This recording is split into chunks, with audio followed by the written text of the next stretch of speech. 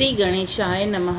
श्री जानकी वल्लभो विजयते। श्रीमद् वाल्मीकि रामायण बालकांड का 66वां सर्ग। राजा जनक का विश्वामित्र और राम लक्ष्मण का सत्कार करके उन्हें अपने यहाँ रखे हुए धनुष का परिचय देना और धनुष चढ़ा देने पर श्री राम के साथ उनके ब्याह का निश्चय प्रकट करना।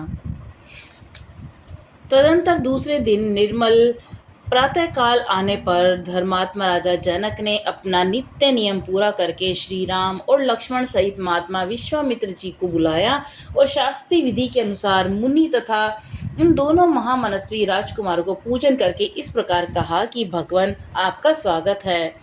निष्पाप महर्षि, आप मुझे आज्ञा दीजिए कि मैं आपकी क्या सेवा करूं, क्योंकि मैं आपका आज्ञा पालक हूं। महात्मा जनक के ऐसा कहने पर बोलने में कुशल धर्मात्मा मुनिश्रेष्ठ विश्वामित्र ने उनसे यह बात कही कि महाराज, राजा दशरथ के दोनों पुत्र विश्वविख्यात क्षत्रिय वीर हैं और आपके यहाँ जो श्रेष्ठ धनुष रखा है उसे देखने की इच्छा रखते हैं। आपका कल्याण हो, वह धनुष इन्हें दिखा दीजिए, इससे इनकी इच्छा भी पूरी हो जाएगी। फिर ये दोनों राजकुमार उस धनुष के दर्शन मात्र से संतुष्ट हो इच्छा अनुसार अपनी राजधानी को लौट जाएंगे। मुनि के ऐसा कहने पर राजा जनक महामुनि विश्वामित्र से बोले, मुनिवर, इस धनुष का वृत्तांत सुनिए। जिस उद्देश्य से धनुष यहाँ रखा गया है वह सब बताता हूँ। भगवान, निमि के ज्येष्ठ पुत्र राजा देवव्रत के नाम से विख्यात थे। उन्हीं महात्मा के हाथ में यह धनुष धरोहर के रूप में दिया गया था। कहते हैं कि पूर्व काल में दक्ष यज्ञ विध्वंस के समय परम पराक्रमी भगवान शंकर ने खेल खेल में ही रोष पूर्वक इस धनुष को उठाकर यज्ञ विध्वंस के पश्चात देवताओं से कहा कि देवगण, मैं यज्ञ में भाग प्राप्त करना चाहता था, किंतु तुम लोगों ने नहीं दिया। इसलिए इस धनुष से मैं तुम सब लोगों के परम पूजनीय श्रेष्ठ अंग मस्तक काट डालूंगा। मुनिश्रेष्ठ, यह सुनकर संपूर्ण देवता उदास हो गए और स्तुति के द्वारा देवाधिदेव महादेव जी को प्रसन्न करने लगे। अंत में उन पर भगवान शिव प्रसन्न हो गए और प्रसन्न होकर उन्होंने उन सब महामनस्वी देवताओं को यह धनुष अर्पण कर दिया।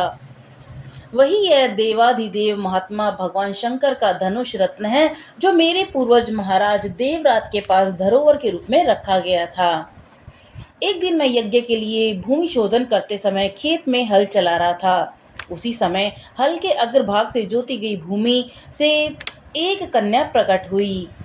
सीता हल द्वारा खींची गई रेखा से उत्पन्न होने के कारण उसका नाम सीता रखा गया। पृथ्वी से प्रकट हुई वह मेरी कन्या क्रमशः बढ़कर सयानी हुई। अपनी इस अयोनिजा कन्या के विषय में मैंने यह निश्चय किया कि जो अपने पराक्रम से इस धनुष को चढ़ा देगा उसी के साथ में इसका ब्याह करूंगा। इस तरह वीर शुल्क का पराक्रम रूप शुल्क वाली बनाकर अपने घर में रख छोड़ा है। मुनिश्रेष्ठ, भूल से प्रकट हुए दिनों दिन बढ़ने वाली मेरी पुत्री सीता को कई राजाओं ने यहाँ आकर मांगा, परंतु भगवान, कन्या का वरण करने वाले उन सभी राजाओं को मैंने यह बता दिया कि मेरी कन्या वीर शुल्क का है। उचित पराक्रम प्रकट करने पर ही कोई पुरुष उसके साथ विवाह करने का अधिकारी हो सकता है। यही कारण है मैंने आज तक किसी को अपनी कन्या नहीं दी। मुनि पुंगव, तब सभी राजा मिलकर मिथिला में आए और पूछने लगे कि राजकुमारी सीता को प्राप्त करने के लिए कौन सा पराक्रम निश्चित किया है।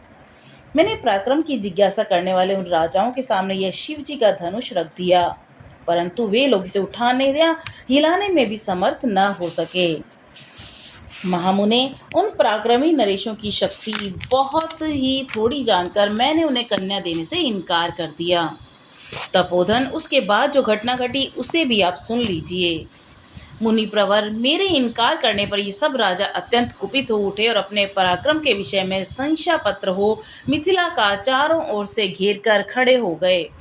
मेरे द्वारा अपना तिरस्कार हुआ मानकर उन श्रेष्ठ नरेशों ने अत्यंत रुष्ट हो मिथिलापुरी को सब ओर से पीड़ा देना प्रारंभ कर दिया। मुनिश्रेष्ठ, पूरे 1 वर्ष तक वे घेरा डाल रहे हैं और इस बीच में युद्ध के सारे साधन क्षीण हो गए। इससे मुझे बड़ा दुख हुआ। तब मैंने तपस्या के द्वारा समस्त देवताओं को प्रसन्न करने की चेष्टा की। देवता बहुत प्रसन्न हुए और उन्होंने मुझे चतुरंगनी सेना प्रदान की। फिर तो हमारी सैनिकों की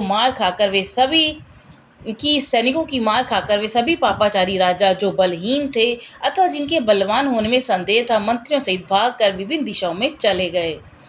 मुनिश्रेष्ठ, यही वह परम प्रकाशमान धनुष है। उत्तम व्रत का पालन करने वाले महर्षि, मैं उसे श्री राम और लक्ष्मण को भी दिखाऊंगा। मुने, यदि श्री राम इस धनुष की प्रत्यंचा चढ़ा दें तो मैं अपनी अयोनिजा कन्या सीता की इस दशरथ कुमार के हाथ में दे दूं। इस प्रकार श्री वाल्मीकि निर्मित आश्रमण आदि काव्य के बालकांड में 66वां सर्ग पूरा हुआ। बोलो सियावर रामचंद्र जी की जय, पवन सुत हनुमान जी की जय।